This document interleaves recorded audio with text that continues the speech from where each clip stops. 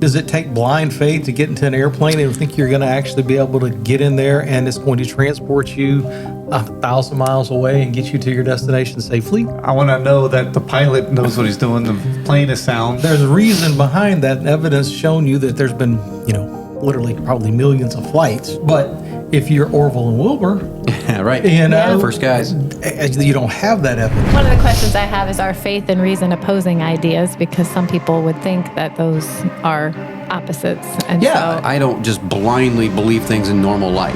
Yeah. It's not a feeling, like you said, for the Muslims. Because if you base it on a feeling, it'll lead you astray. If it's Christian, we're talking about it. This is the Mike Charleston Show. Alrighty, well, welcome to another episode of the Mike Charleston Show. We are post-Thanksgiving, headed into the end of the year in 2024. I know with podcasts, it's all kind of, you might listen to this 2 years from now, which Could would happen. make it 2 years from now. But now you know when we're recorded. Yeah. So anyway, but if you're watching on YouTube, because if you're listening on the podcast, you wouldn't have caught it by now. But guess who's with us today? Who's with us? Oh, Larry. Wow. Larry? The cable guy's here. What are you doing? Yeah, Larry's here. I'm back. He's back. No, they're not moving back. Permanent, unfortunately. But they're basically moved. They moved in over there. Hey, if his car stays broken. That's right. You can't go back. So, yeah, we may be for here longer. So they're going to stay here for Sometime. a number of weeks. With a couple of trips in between. Yeah, going to Arizona. Yep. But staying for the Kushan and all that. Yeah. So anyway, so it's good to have Larry back. And I will say, I'm glad to be back. I do not miss the traffic. To be fair, Larry is he's like an hour away from our house, and he's trying to get through rush hour traffic at a bad time. It's terrible this time of year. Anytime after Thanksgiving, 4 to 6 is brutal. But anyway, so Larry served his sentence. He is not suspended anymore. So he's anyway. So anyway, okay. So today's episode, we were talking. So if you're watching on YouTube, I don't know which camera I'll show it at. This is called Cold Case Christianity by J. Warner Wallace. And the kids and Sarah have been reading the book, and I listen to the podcast. As if you want an extra podcast to listen to, you should go check it out. It's Cold Case Christianity, and it's a really good concept. And a couple weeks ago, we were talking about not really evidence, but just kind of defending your faith and things like that. Yeah. And so this topic kind of got brought up, and we're like, well, let's talk about it. I really wanted to interview him, but he's probably too busy for us. I didn't ask him, but we'll see. You gotta ask, man. You have not because you asked not. That's right. I know, but I have to actually think about it and actually send an email. And I didn't. Right. I'm not really good at that stuff. I think my producer should do that. And he doesn't have a microphone, so he can't reply. But anyway, so we thought about doing this topic, and especially especially that I like, so just the inside in my life, personal life here, is that when I listen to other podcasts, I listen to some Christian ones, there's some sports ones I listen to, and there's a number of like true crime podcasts that I listen to, and I'm a sucker for that stuff. I don't know why. I mean, it's obviously popular. Yeah, but, they're popular. There's a few podcasts that I'm pretty loyal to on that. And it's kind of interesting because it kind of ties into this a little bit. But Sarah couldn't care less for that. I couldn't, but I will say, reading the book, I've read a lot about many murder investigations or whatever. I'm like, wow. Well, I think that's what intrigues me is like I have a high sense of justice and just the puzzle and trying to figure out and convict the right person, and make sure that they pay for their crime. And so that's intriguing to me. Obviously, the crimes are brutal, and that's not like appealing to me, obviously. But you guys aren't really into that stuff either, are you? Yeah, a little bit. A little bit. Yeah, I know Chuck has listened to a few things like that, but I'm familiar with audio, Chuck. Okay, yeah, that's right. That's right. I don't listen to the podcast, but I am intrigued. It's like the book because cold cases are old. Yes, and they just. And so that was his job. He was a cold case detective. So the concept is, so like you were saying, he's a cold case detective. So Yeah. a cold case is usually a murder case, Right, yeah. that has not been solved in many years. Yeah. So it sits there and goes in the cold case folder. Then a cold case detective will come in, fresh eyes, look at all the evidence, look at all the testimonies, and kind of piece it together. And sometimes they can see something that was missed. Right. Yeah. And they go back and redo things and try to solve the crimes. So he took his skills as a cold case detective to the scriptures. Yep. Originally, he did that to prove Mormonism wrong. His new family was Mormon, and he was like, this is nonsense. And so he went to go prove Mormonism wrong, and in the process, he found out that Christianity was correct. Right. He still found out Mormonism was wrong. Right. But he was like, he used the concept of the evidence in front of him, and proved that Christianity is true. And so the title of the episode, evidentiary faith or blind faith, because some people think that if you have to base it on evidence, it ceases being faith. And I'm like, no, I think Jesus and God, they expect us to have a reasonable faith. It's Right. based on things. Right. It's you have to have Yeah, I some agree. kind of evidence, or else you're just making up your own stuff. Right. You know what I'm saying? Oh, yeah. So anyway, that's kind of the concept. That's what Yeah. You've been enjoying the book. Yeah, it's a good book so far. I mean, I Oh, think yeah, it we're was about good, third yeah. to halfway through, and it's very intriguing how it goes back and forth, and he'll, do this, go to a crime scene and kind of show what he found and what he would think, and then as more and more things are Right. discovered, it's like, oh wow, what he originally thought was way off from Right. what ends up being the truth. So anyway, it's kind of fascinating, and then he goes to the scriptures and relates it to what he found in the scriptures, especially like related to the Gospels specifically. So anyway, Right. Some of good. those, you have a number of those books, More Than a Carpenter, Evidence Demands a Verdict. Right. Some of those other guys, Case for Christ, Yeah. they all start out like, we're going to prove Christianity wrong, Right. and then they're like, I'm going to write a book because it's true. And it's based on truth. And I think that's at the heart of this is true. And I guess I want to ask you guys, like, do you think that by the evidence of what we have, does that put away faith at all? Do you know what I'm saying? No, I don't think so at all. Okay. And the whole concept of faith to me, if I was to try to define faith is it's not just believing in something. It's believing in something to a point that you're willing to take action on it. Sure. Even to the point of giving putting your life into, whatever the case may be. I'll give you the example. If you're going to Arizona, right? Yeah. You're going to get on an airplane or you're Yeah. driving? Flying. You're flying. You get on an airplane. Okay, so does it take blind faith to get into an airplane and think you're going to actually be able to get in there and it's going to transport you 1,000 miles away and get you to your destination safely? Yeah. I want to know that the pilot knows what he's doing. The plane is sound. And Right. Right. Yeah. Yeah. So there's a reason behind that, and evidence showing you that there's been, literally probably millions of flights. Right.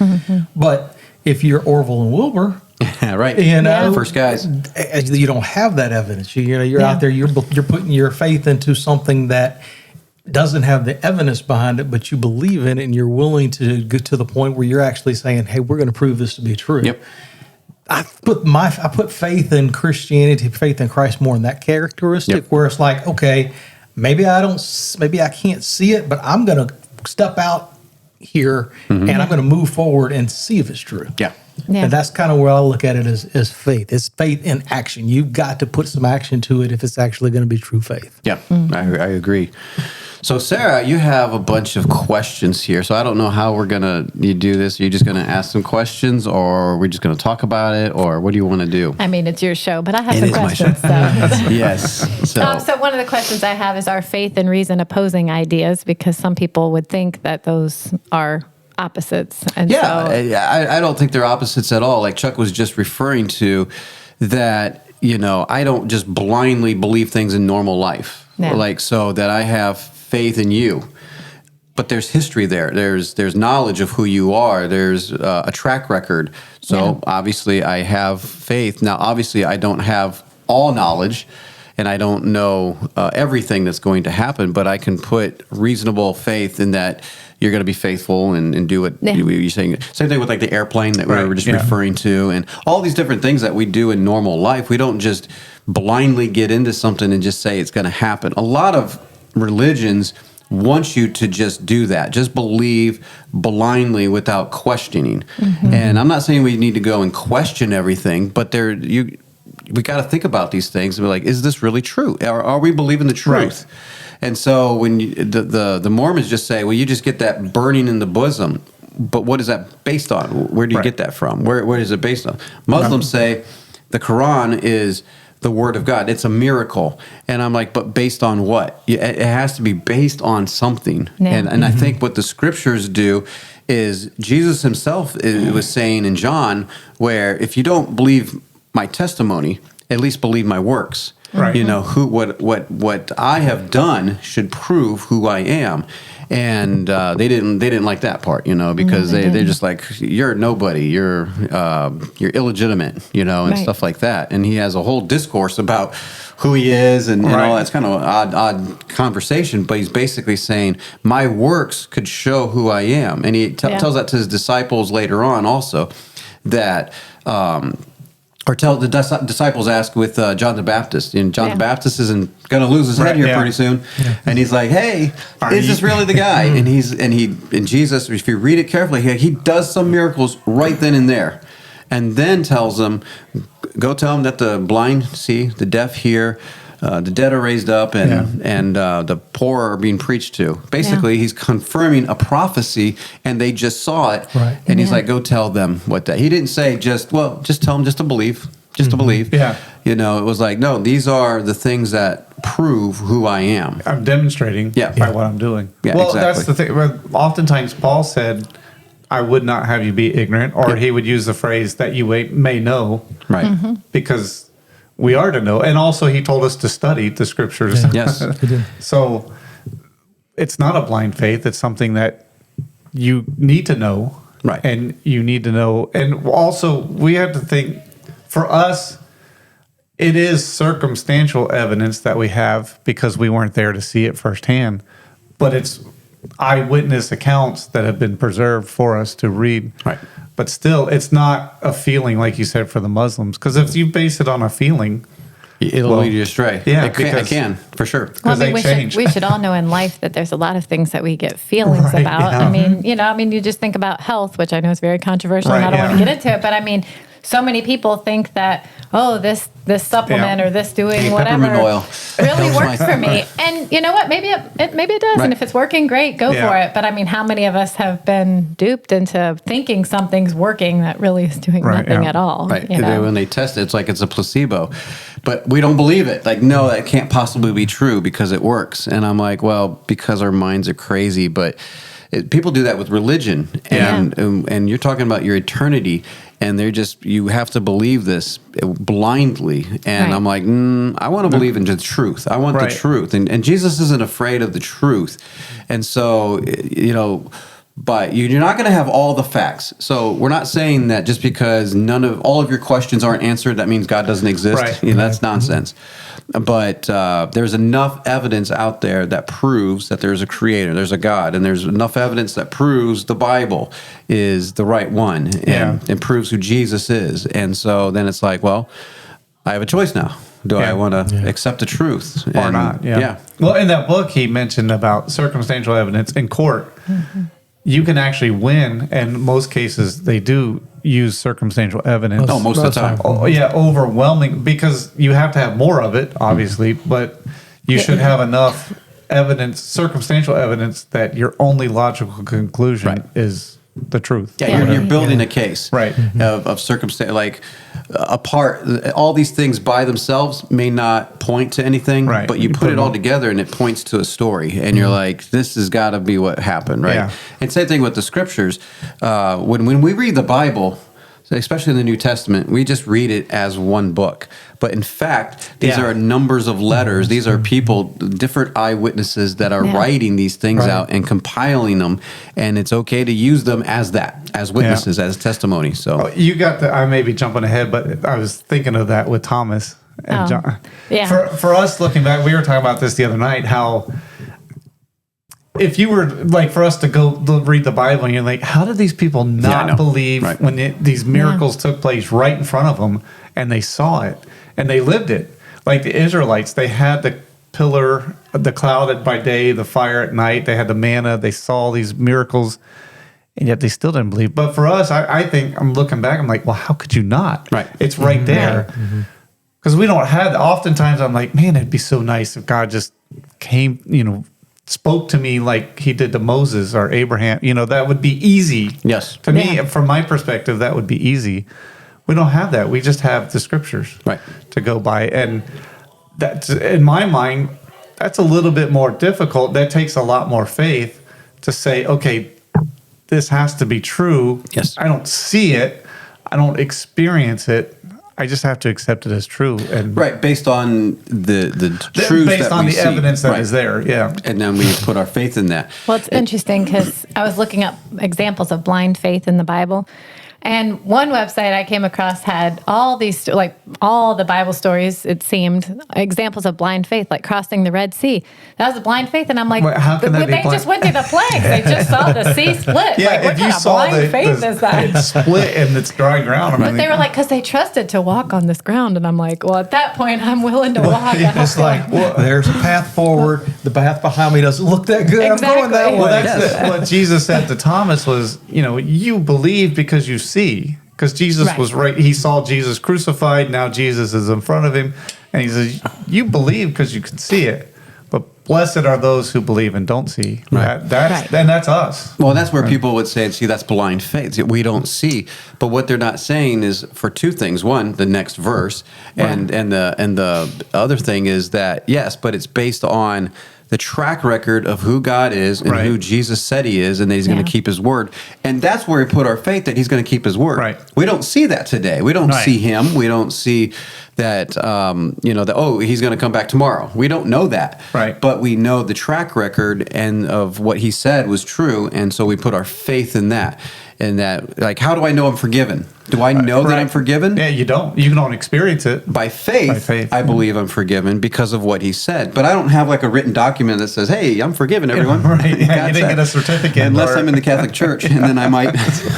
Well, that's what we did a couple of weeks ago when you guys did the episode on miracles. It made me think about that with the one where was it paralyzed guy or whatever, and Jesus said, your sins are forgiven. Mm-hmm. Yeah. And the Pharisees are like, well, hey, who are you? Who are you to forgive sins? Only God can do that. Well, that's true. And you don't see forgiven sins like you said.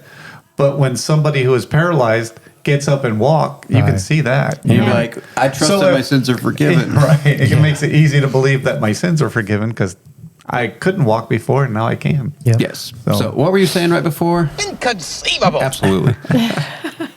I was talking about the examples of blind faith that I was reading on a website, like crossing the Red Sea. That was an example. Yeah, because something sparked and it's the sparker is not working Getting the very manna much. every morning. Yeah, well, they said then the walls of Jericho, like, how did they know the walls were going to fall down? I'm like, I mean. Well, that's the thing. You don't know. So having evidentiary belief and having facts and evidence doesn't mean you know the future necessarily. Right. It just means that it's more looking back and seeing what's and already being obedient, occurred. right? And be like, when God says something, okay, I will do it. And so, yes, they don't know that the walls are going to fall down like that, but he has been with them this whole journey and building this relationship with them that, hey, I can trust when God says, hey, go march. And on the seventh day, march 7 times and blow trumpets. You're like, this is crazy. And you're like, I don't know what's going to happen, but God said it. Yeah. And so that's where they're like, well, that's just blind faith. And I'm like, no, it's not. That's based on something that you've just witnessed.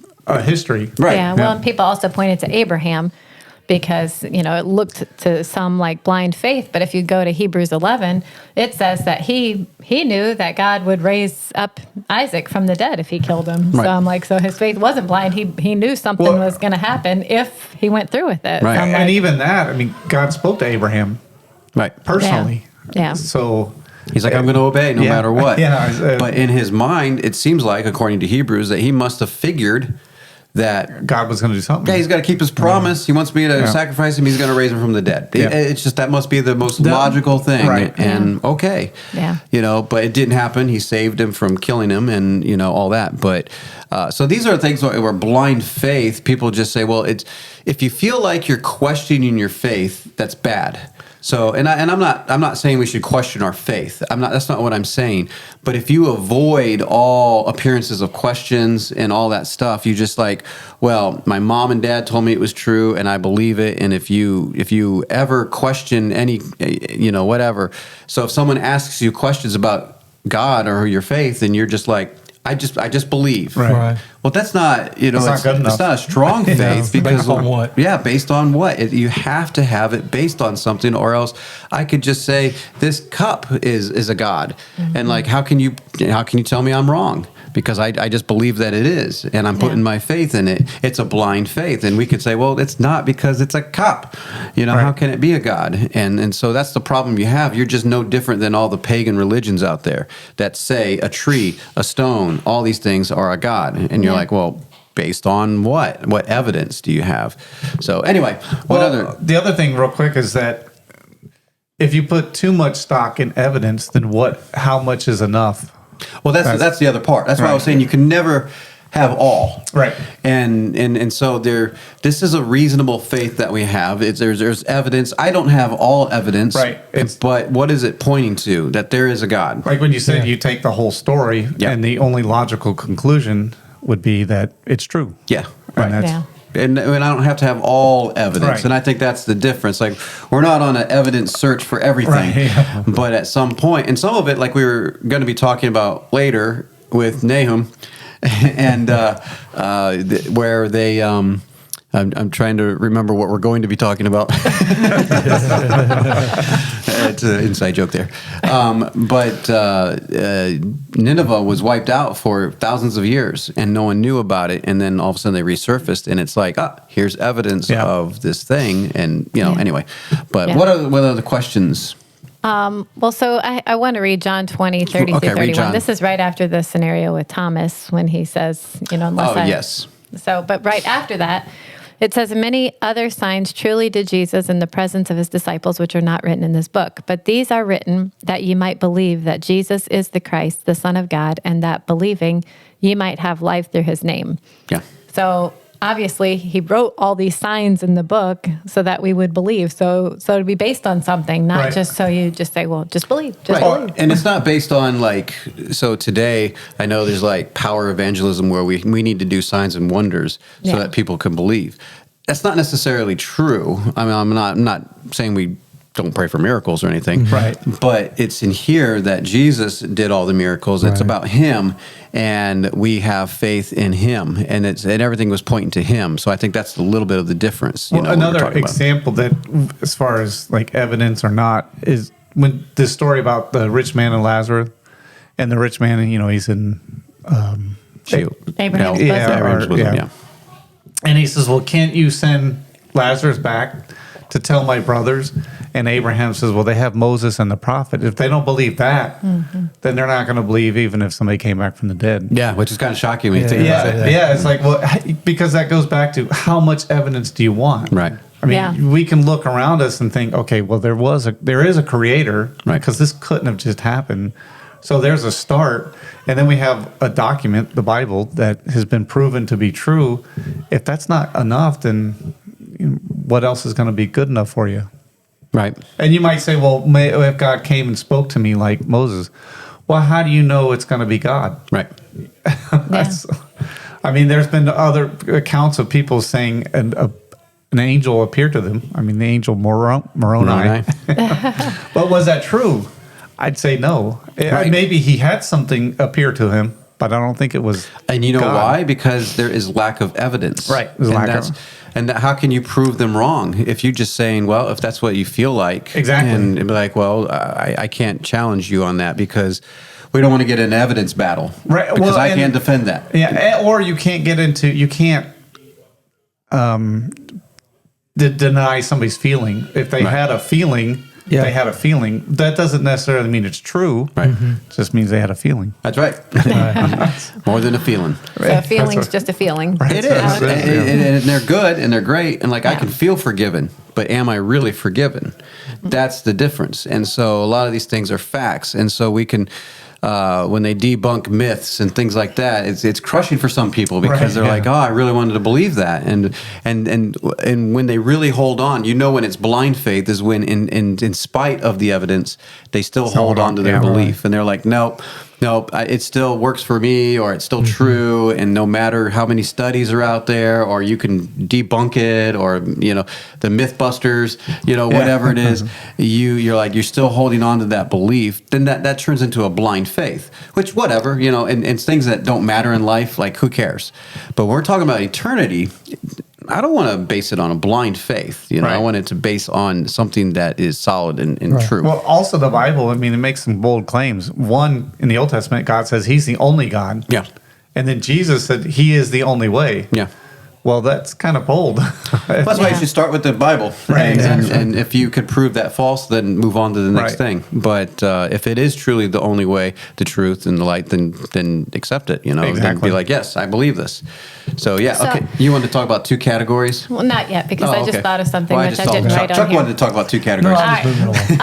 Well, so I can imagine that somebody listening might wonder that, we always, the Bible talks about how you have to have faith like a child. Faith like a child, in order to be saved, which to me seems very simple and not based on a lot of evidence, because, children believe rather simply.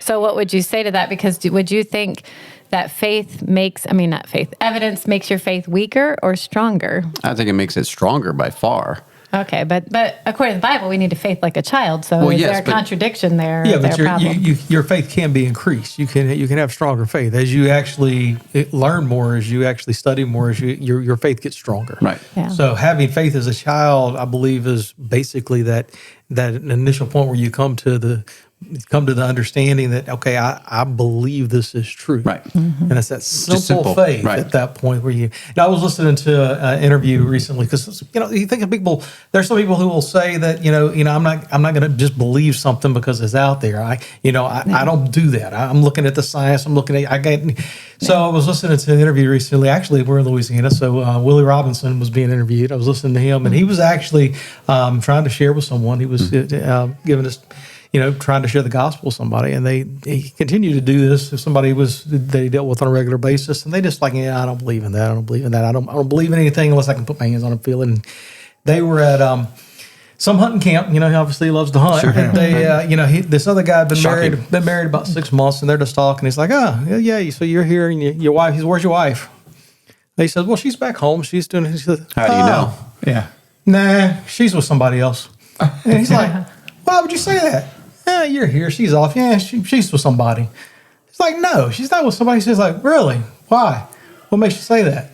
And it went off in his head because I believe it. Right. Because I have faith that she wouldn't do that. She said, I trust her. Right. Well, it's like, it was the breakthrough. It was actually from that he was then able to actually share with him more. And it's like, okay, I get it. Right. Wow. So, well, and I'd say too, as a child, we should believe as a child, but we don't stay as a child. That's not where we stay. No, that's a starting point. No, because the child is come as faith, but that same argument could be used for anything. You'd be like, well, if you're just going to believe like a child, believe everything. We call that gullible. Yeah, we do. If you say green, you're bringing in the Easter if you bunny, say right? green bean slow enough, it'll sound like gullible. It I does. thought if you hold your tongue and say green bean. Oh yeah, that's it. Yeah. Gullible. Anyway, so now but quickly here, I know we want to move on, but the to come like a child is like, well, it's Jesus talking and it's Jesus there. And so when Jesus is presenting, are we aware of who he is? And so by reading what we see in the scriptures and all that, can we determine is he different than Muhammad? Is he different than Hare Krishna? Is he different than Joseph Smith? Mm-hmm. Well, I don't know about those. Okay, well, let me just study him. He says this, these prophecies all came true, and he's doing miracles and all these things. I can see it. I can believe it like a child would. Mm-hmm. Right. But it doesn't mean that we believe everything like a child. But anyway, move on. Okay. So Now I was going to talk about evidence. So in reading the book, and I mean, if you listen to crime shows or whatever, you probably know this, but there's two kinds of evidence. There's direct and indirect. Yes. Which direct evidence is only eyewitness testimony. Eyewitness testimony that you can talk to right now, not somebody who's dead that you can read about what they said. But anyway, and then and Matthew, Mark, because that was really Peter. And Luke was not an eyewitness per se. But John he interviewed eyewitnesses. Right, he was the interview guy, but John was an eyewitness. Paul was an eyewitness, not of Jesus' life, but of other things. Yeah. So, but anyway. And then there's indirect evidence, which is everything else. Right, which is all circumstantial. And what we mean by circumstantial is that the scientific. What's that? Or scientific evidence. Right. I mean, it could be like DNA or so we have proof, but the DNA doesn't prove anything. It just is like, okay, it's DNA. Right. But how did it get there? Right. Or where was it supposed to be there? Or could there be other ways that could be? So you have to still put together a circumstantial thing, which sometimes you're like, well, that's easy. Well, that's what the jury's for, to decide. And that's, in a sense, we're the jury. I was going to say we're the jury. Circumstantial evidence basically, I don't know how I'm trying to figure out how to bring this into this, but circumstantial evidence basically rules out. It can't be this, it can't be this, it can't be this. So you slim the pool down to what can it be? Right, exactly. And some of my old Agatha Christie books. That's in crime, that's what you do is you weed out who's not guilty. Right. And so there's only one person left or a group of people, whatever it is. But well, and there could be some doubt within that, but the evidence should be overwhelming that the doubt is it's beyond not all reasonable. There's you can't answer all questions. Well, and that's what he says. He said sometimes when he mentions circumstantial evidence, people are like, oh, well, that's pretty much worthless. But it's not, he said 85% of cases in America are entirely based on circumstantial evidence. There's another podcast I listened to, AOM, and they're basically saying everybody wants, they want the direct evidence, and they think DNA is the direct evidence. They want DNA for everything, and they're like, 85% of cases in America are circumstantial, and that's what the job of the lawyers are, is to put together that story. And that's what the Bible did. They put together their story. They left the good parts, the bad parts. They put everything in it, because if you're writing a story, you leave out parts where the women are the main testimony, because they're not very good testimony people in the first century. So why would you put them in? So they tell the story as it is, and they let the truth come out in centuries later. So no, it's quite interesting when you think about even the Gospels. Like it would make more sense if somebody early on had taken all four Gospels and taken the story and made it one and said the Gospel. Instead of having these different accounts with, it looks like contradictions, and it's like, well, why would you do that? Because it brings confusion to people. And so it's like, but actually, from his perspective, the guy that wrote Cold Case Christianity, it makes perfect sense, because you're never going to have witnesses that say the exact same thing. They shouldn't. And if they do, you're like, what happened here? Something went on. It's a collusion. Something going on. Everybody's going to look at something from a different perspective. All of us do. Whenever we see it from a different perspective, we're going to write it or describe it in a different way. Same event occurs. You get the same general principle, but you're going to get some differences, variety. Or you might pick up a detail that somebody else may not. It reminds me of my kids. I thought about writing a mystery story for kids based on my kids, because when we would go somewhere, I have 7 kids, and all of them were unique in that they focused on one particular thing. Like Hannah was amazing that she knew what everybody wore. Yeah, she's like, you're talking about the guy with the red shirt with the, I'm like, I had no idea. But then Jeremiah's like, oh, the guy in the red car, and I'm like, I had no idea either. So they all focused on one little thing, and that would be a perfect crime detection group, because they all focused on anyway. Well, that's the point. Like the Gospels, there are different perspectives in it, and that's what you would see in reality. You should. You should. But if it was, like you said, everybody agreed 100% on everything. So when we get to the Gospel, we talk about John. John's different. John's really he's writing from a purpose. He's not necessarily given. He's sharing some of the same stories, but he's got a purpose in mind that he is actually putting out there. That's basically letting you know who is Jesus. Absolutely. Which actually in the book it's kind of interesting, and I don't know if y'all would agree with this or whatever. But he talks about how the last witness is very important, because so many times the last witness will add things that, like, they could repeat some of the things other people said, but they know those things were already said, so they add the things that they feel like were left out. Yeah. And so he's like, that's why it was really interesting to him when he read John, that it's like so many things are left out that were in the other ones, but it would make sense because that's how it is in court also. And so it's like, they didn't say this, or they didn't say this, or they didn't, anyway. So I don't know. I thought, well, that's interesting. On that. So, yeah. So. Well, cool. I don't know if you wanted to go and because the witnesses, instead of testing the witnesses. So that's the thing. Like when we test the spirits, we're told to test the spirits. We're told to, search these things out. So it's not a negative thing. Like there are certain things that we just don't know and we have to go, but it's based on something else. It's based on truth. Well, and so it may seem like blind faith to move to Virginia, right? It seemed like. But hopefully it's based on something. Larry? What are two you little doing? grandbabies that are, Yes. Well, like you look at the early apostles, and also another evidence is, what did they have to gain from it? It wasn't like they became rich and famous. They're not in the future. They don't know that this is going to... They just think Jesus is going to come back soon, and they don't know how popular this is going to become. And But like I said, they just... The only thing they got out of telling the truth was death. Death, they all persecution, and So it wasn't like, they were getting rich off this lie that they made up.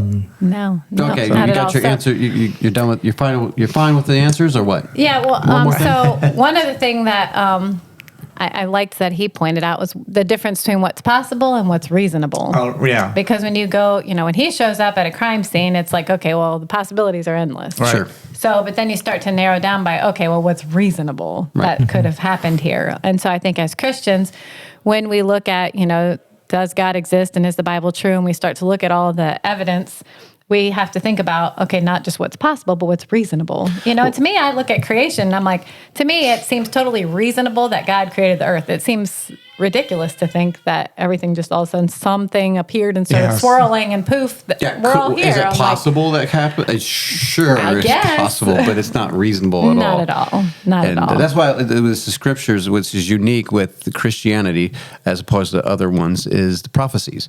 Right. Yeah. And it's like, well, is it possible that anybody could be Savior? Well, sure, except for, there's prophecies. Right. Yeah. And so when you start filling out who fulfills these prophecies, and it all points to Jesus, you're like, I'm confident, as Chuck Missler says this, not me, but Chuck Missler says he's more confident in Jesus' existence than his own existence. Yeah. And I'm like, okay, I mean, maybe a little. I mean, I don't want to say I know my existence more than Jesus, but I mean, I know what he's getting at. Right. And but I'm like, that's pretty incredible because of all these prophecies that point to one person, and he fulfills those things, and I find that very fascinating. And so, Well, and a lot of them were beyond his control. Like you can't control where you're born. Yeah, exactly. Or the time frame. Right. No. So no, or where you grow up or whatever. It's like that's I not saw up what to you're you. putting on there. I see the evidence. You got a problem with that? Oh, your goodness. No, I all of my just life. this whole time it You just knew it was keeps going coming, around. right? See the evidence. But what did Lee Strobel say? This was after he had done a lot of research. Lee Strobel is the guy who wrote The Case for Christ. Which, if you haven't seen the movie, is a very good movie. Excellent movie. Yeah. He said the conclusion was compelling after all his research. The conclusion was compelling. An intelligent entity has quite literally spelled out the evidence of his existence through the 4 chemical letters in the genetic code. It's almost as if the creator autographed every cell. Yeah. It's pretty fascinating. It is. The more you study science and all these, it's just like, wow. Anyway, points to God. So cool. Yeah. Points to God. So anyways, I hope that helps someone out there. I don't know if people are like, but you just got to believe. And I'm like, yeah, that's true. But your belief has to be based on something. That's why the scriptures are so vital, right? Because that is where our foundation is in who God is. Yep. And if you have someone like Andy Stanley, like get rid of the scriptures, then you're left with my own imaginations. Right. So and it's so exciting. The more you find all these evidence, it's like, wow, look what they found. Like, I mean, it's just, I believe it's true, but then you see more evidence, and it just I don't know, to me, it even more. Yeah, it's just exciting. solidifies it even more. Awesome. So cool. All right. Well, cool. Thanks, guys. Yeah. Thanks.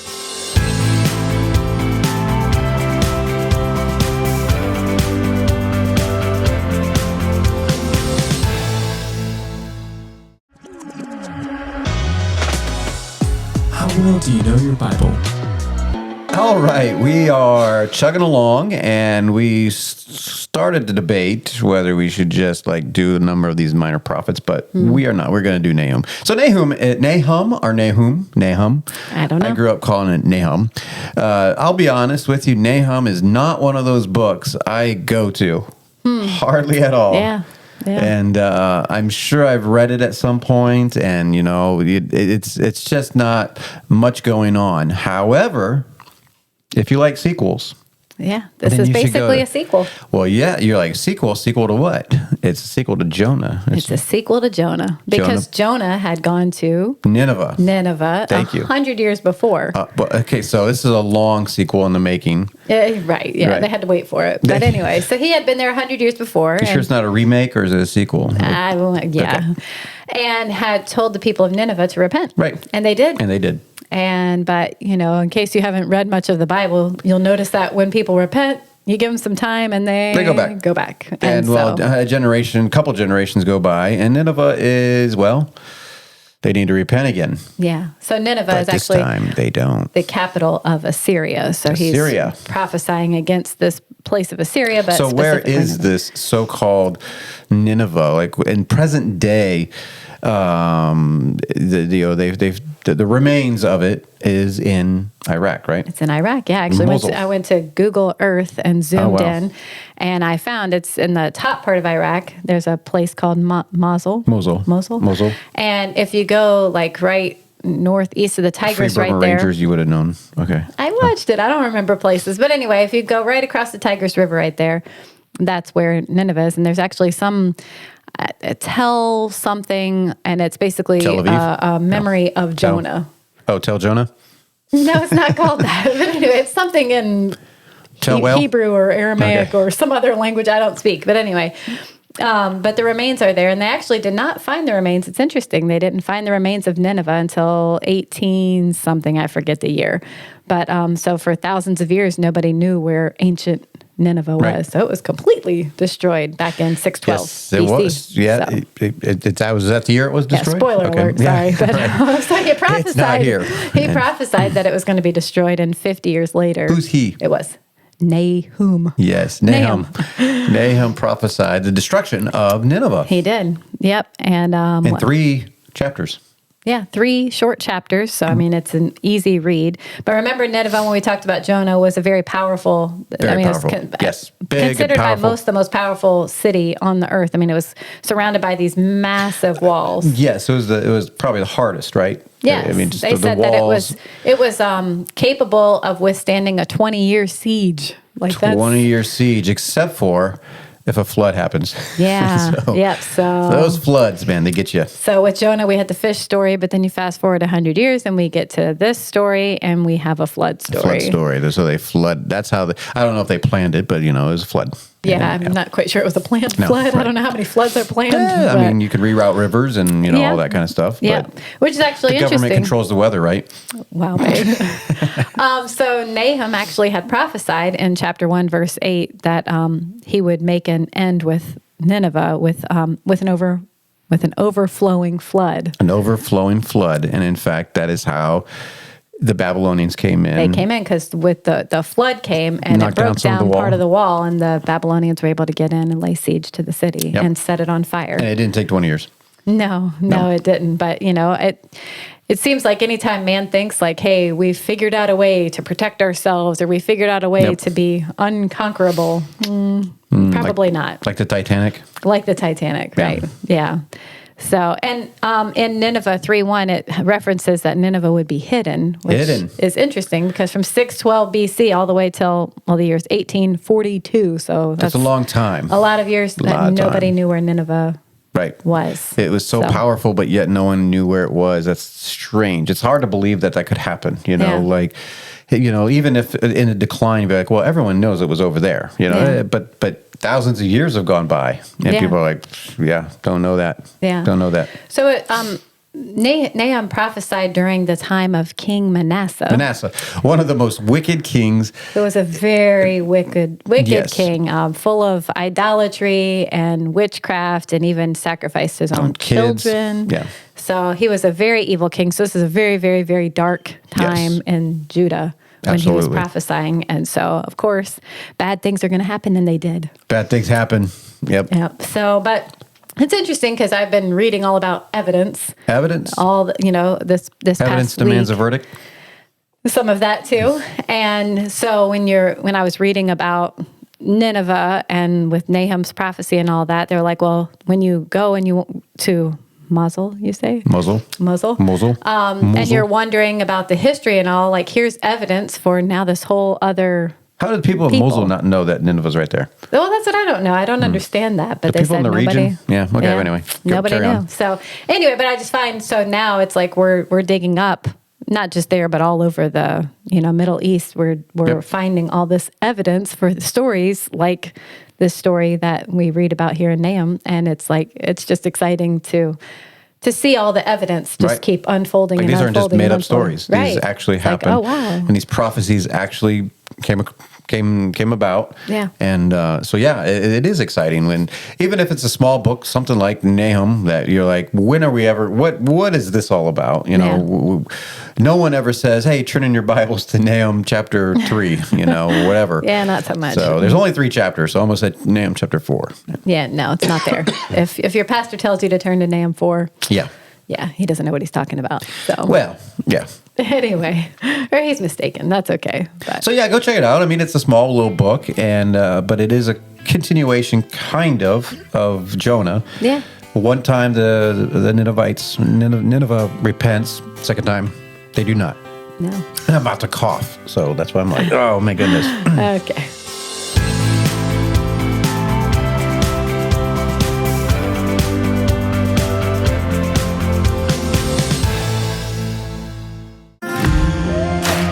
Missionary Stories with Chuck. All right, this is, I know you might see Larry on the show, but it is not History Time with Larry. Larry? No. Not today. What are you doing? No. How'd we do, Chuck? So it's Chuck time. Hey. Yeah. Missionary time. That's Missionary right. Stories. So what do we got? We have the mission. Yeah, excitement. Yeah, fanfare there. We have the missionary says a bad word. Should parents be careful here? Yeah, I think we're okay. Okay. I previewed it. It's all right. Okay, good. It's in Spanish, so unless you know Spanish, no, we don't actually get told what the word is, so we're good. Alfredo was just 6 years old, and he was terribly frightened. Under the thin, ragged shirt he wore, his heartbeat fluttered against his ribs. Brown eyes wide, he stared at the big boy who was speaking. "It's true," the older boy repeated with a mocking grin. "Pepe heard the principal talking. You little boys are going to be sent to the foreign missionaries' home because you're too small to live here at the observatory. The foreigners are gringos, white people from the United States. Gringos. And you know why they have pale white skin instead of brown skin like ours?" Because we've been bleached. No, the boy leaned closer and hissed. "It's because they eat children. Oh, I didn't know that. Me either. That's a surprise. They will fatten you up until you're nice and plump, and then," the boy drew a finger across his throat and rolled his eyes horribly, "they will eat you." Alfredo was too scared to reply. He stared mutely, eyes bright with unshed tears, as the big boy walked away, laughing to join his friends. Well, his name is Alfredo. I didn't catch that. Yeah, okay, totally off now. Okay, go again. I wonder if Pedro's going to that place too, he thought. He's a little like me. Alfredo had never known much love in his short life. He had no idea where his parents were or whether he even had any parents. He could just barely remember being brought to town several years before by a man who had disappeared, leaving him alone on the city street. Could that have been Alfredo's father? If so, why had he left him behind? Alfredo didn't know. Where are we in this world? San Salvador. San Salvador, okay. Mm-hmm. He had cried himself to sleep on the sidewalks and stolen food to eat when he was hungry until at last a policeman had picked him up and brought him to the boys' observatory. About 300 boys lived in the observatory, penned up behind a large chain-link fence. Most of them were much older than Alfredo, thieves and other young criminals who needed to be imprisoned. Life was tough inside that fence with hundreds of cruel, wicked big boys. But it's better than being eaten up, Alfredo thought too with a shiver. It's true. It's good logic. One tear slipped down his thin brown cheek as he scampered off to tell Pedro the bad news.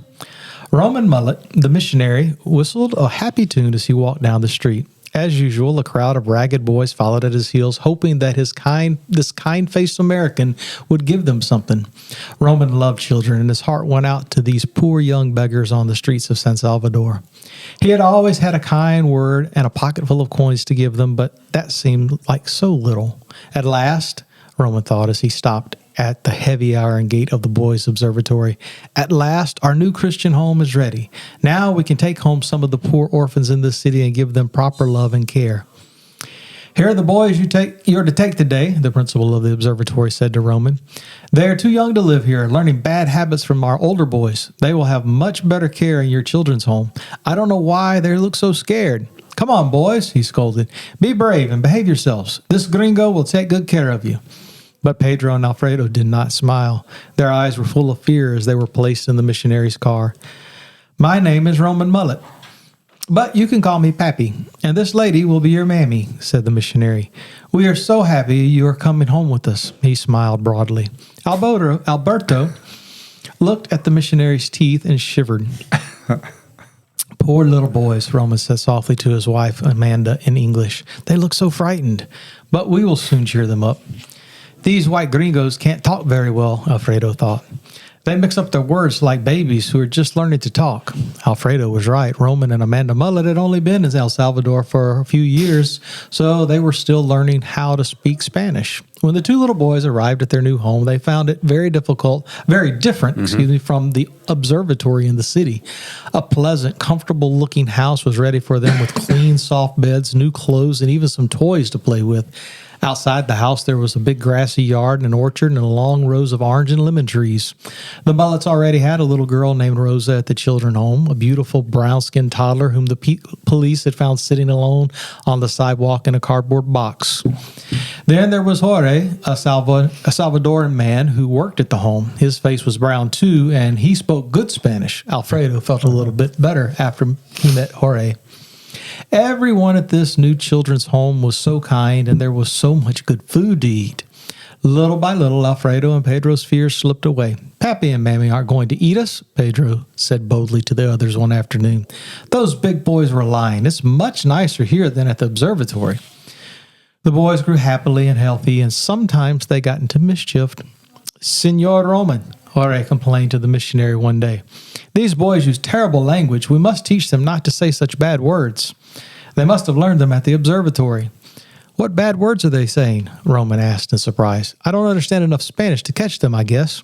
Words like this, Jorge replied, and he mentioned a word which good children in El Salvador never use. The word sounded strange to Roman's ears. As he walked away, he repeated it silently over and over to himself so that he would not forget it. I must talk to the boys about this, the missionary thought soberly. That evening, when he gathered the children together for family worship, Roman tried to explain to Alfredo and Pedro why God wanted them to have clean hearts and clean speech. The Lord is not pleased when we swear and use bad words, he told them. We do not want you to say bad words like this anymore, and we'll try to help you break the habit. If you use such words again, we will need to punish you. Alfredo rolled his eyes meaningfully at Pedro. They had already learned that Pappy Roman kept a small strap hanging in his office and used it to spank boys who didn't obey. Wow. Yes, Pappy, the boys agreed dutifully. We won't say that word anymore. But in their hearts, the boys didn't understand the seriousness of bad language. Using swear words made them feel big and tough, so they didn't stop. During the next few days, there were several times when Pappy needed to use the strap on the boys who said bad words. As Roman Mullet listened to the boys at their play, he kept watching out for the bad word Jorge had warned him about. He repeated it in his heart. He repeated it in his mind so many times that he knew it by heart. Patiently, he kept on trying to teach the children to use clean language and clean habits. That Saturday, Pappy and Mammy took some of the children into town to do shopping. You ladies can buy your things, then wait for us in the park, Roman told his wife. I'll take the boys to get new pants, and then we'll meet you there. Amanda, Rosa, and Carmen, a new girl at the children's home, climbed out of the car and disappeared among the crowd. Pedro and Alfredo followed Pappy into the shop where they were to buy pants and then into a few more stores. Finally, laden with packages and bags, they walked to the mission car. Laughing and talking, the boys bounced around in the back seat as Roman drove carefully down the crowded streets. In their excitement, they forgot to wonder where Mammy and the girls were. Roman, too, had forgotten about his wife. Whistling cheerfully, he guided the car along the highway leading out of town. Suddenly, as he stopped at a red light, the truth dawned upon him. He had left Amanda and the girls behind. In his shock and confusion, Roman said the first thing that came to his mind. Unfortunately, that thing was the very same bad word which Jorge had taught him, the word he had tried so hard to remember. By repeating it over and over, he had fixed the word in his mind. Now, in his time of trouble, the word had slipped from his tongue. The missionary had said a bad word, and the two little boys heard him say it. Whoops. There was a strange silence in the car as Roman turned it around and headed back into the city. Lord, what shall I do now? He prayed desperately. Amanda and the girls were patiently waiting in the park. Roman helped them into the car and began the homeward trip once more. As he drove, he told his wife what had happened. Speaking softly in the language the children didn't understand, he asked, "What shall I do about it? Is my bad example going to ruin everything I tried to teach these boys?" "Better be honest with them," Amanda advised softly. "Talk about it and let them see how sorry you are. Perhaps this will help them see how serious bad language is." The two boys were very subdued when they reached their children's home. After the bundles had been carried in from the car, Roman called them into his office. "Boys," he began sorrowfully, "do you know why we are here?" "No." Time to eat you. "No," exclaimed Pedro, but he did not look at the missionary. "We didn't do anything," Alfredo chimed in uneasily. "Did I do something?" Roman questioned. Pedro shook his head, looking only at the floor, but Alfredo was more honest. "Pappy, you said that bad word," he answered. "That's right. I did," Roman said sadly. "I said that bad word you boys must never say. I didn't mean to, and I'm very sorry because God doesn't like us to talk that way. Now you boys must punish me." "How, Pappy?" Alfredo asked fearfully. "You must take that strap and spank me while I kneel down here," Roman replied. "Oh, no, Pappy, we couldn't do that," the boys cried out in horror. "Then what shall we do?" asked the missionary soberly. All at once, the two boys flung their arms around Roman. "Let's pray for you," Alfredo cried tearfully. "Yes, Pappy, Jesus will help you do right, to not do it again." Pedro wept as he hugged Roman tightly. "All right, boys, we'll ask Jesus to forgive me and help all three of us," the missionary agreed. Tears were running down his own cheeks as they knelt together. This was the day Pedro and Alfredo learned their lesson. The bad word, which had seemed so tough and smart when the boys said it, had sounded so very ugly when it came from the lips of their kind and godly Pappy. The Mullets never heard either of the boys use it again. So this story happened in El Salvador in 1972. Recently. Yep. Yeah. Roman and Amanda Mullet spent 6.5 years in El Salvador. They founded a children's home called Nueva Vida y Esperanza, which means new life and hope. Rosa, Alfredo, and Pedro were the first children to live there, and over the years, many more children have been given loving care and Christian teaching in the Nueva Vida y Esperanza home. Roman Mullet is a minister. He lives in Ohio today. Oh. I wonder if there's a mullets that listen to the show. Yeah. Is there? I can't think of his first name right now off the top of my head. We met him, Elmer. Yeah, Elmer mullets. Oh, nice. But do you think that Roman had a mullet? Like if he, gotta go there. You know, his last name's not. Mullet with a mullet. I don't think so. Okay. Well, all right. Well, thank you, Chuck, for that story, and that should be it.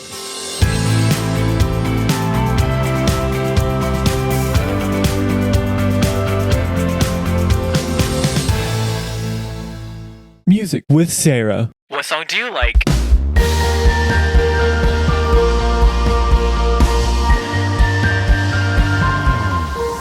All right, babe. This is an exciting time of year. I know on podcasts and things like that, it doesn't necessarily mean people are current, so they don't know what this is toward the end of the season, the end of the year.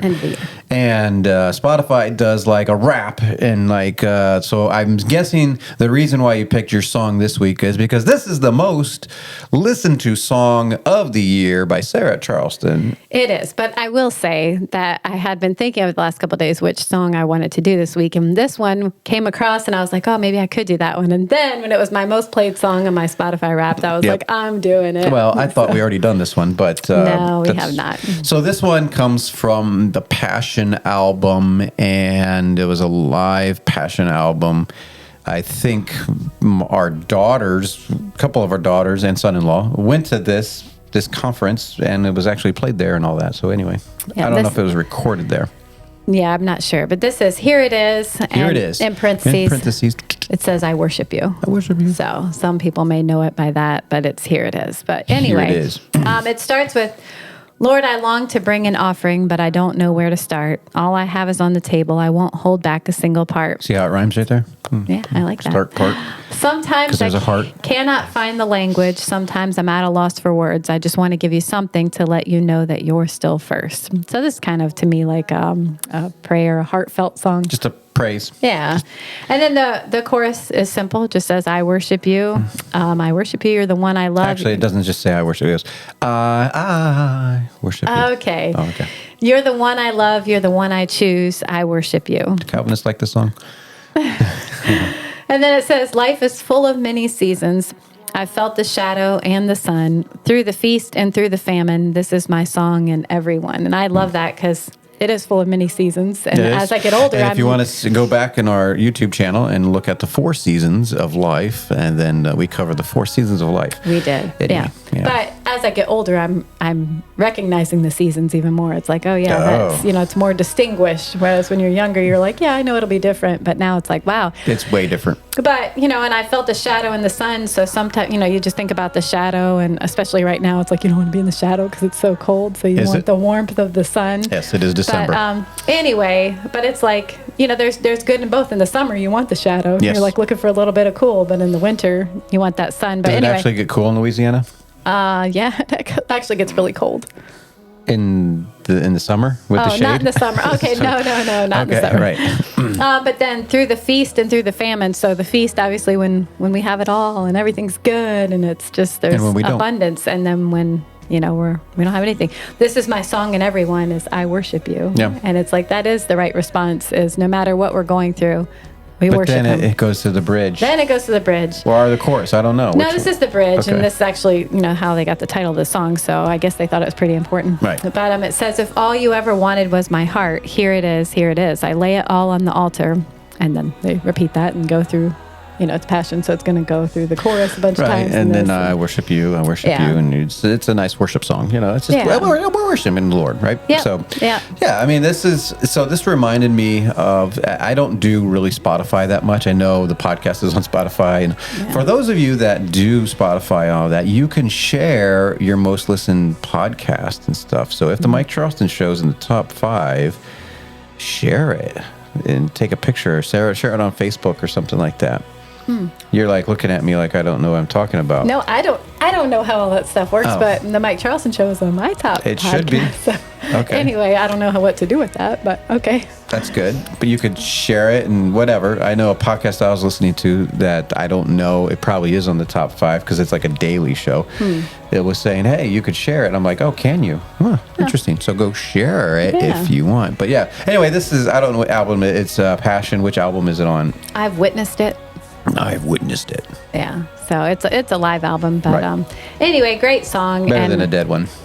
Yeah, that's true. But I don't know. I like how it just, it's like simple. I want to bring an offering. I don't know where to start. It's like God's given us so much, and it's natural that we want to give something back. But it's like, what do I have? Right. All I have is on the table. Like, I'll give you everything, but this is all I've got. Like, I don't have any. What are you going to give the God of the universe who made everything, who owns everything? We're like, what am I going to give him? Like, here, Nothing that's worth, Right. Like, I don't have anything. Everything that we can come up with is just little. But it's still a good gesture, and that's what the song was saying. Like, if all you ever wanted was my heart, then here it is. Right. And I'm like, that's all I have. I have this life. I have my heart. So I want to give it to him. Yep. So anyway. So yeah, go check it out. It's a good song. I like it. It's fine. It's you know, the first couple times I heard it, I'm like, okay, I like it. And then, you know, I was surprised that this was your most listened to one. Well, I will say Lydia had a little part in that. Oh, Lydia, yes. We do have kids that listen to it, so they yes. hacked my phone and used, So anyway, go check it out. Great song, so hope y'all enjoy. Yep. The Mike Charleston Show is brought to you by Fellowship of Believers. For more information, go to our website at fellowshipofbelievers.org. Thank you for listening. We hope we have encouraged you to stand strong in the Lord Jesus and grow in Him.